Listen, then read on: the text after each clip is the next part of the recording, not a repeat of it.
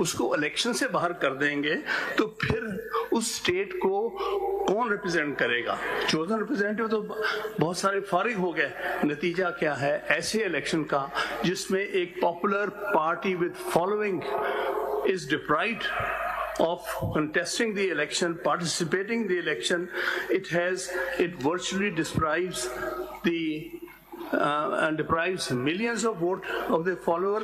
Even ये बात million वाली बात हो गई ना, आगे बढ़ते हैं ना। अब ये हमने we've noted it many times. It's against the principle of chosen representative. अब आखिरी बात मैं कहूँ, sir, this is a fundamental principle of constitutional jurisprudence, that the Constitution is equally a legal and a political document.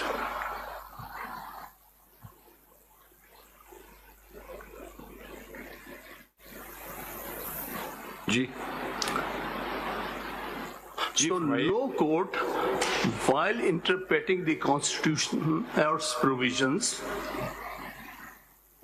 can ignore the political consequences of its decision. Court or quasi-judicial authority can ignore the political consequences of its decisions, which at times can come back to haunt that body. So therefore,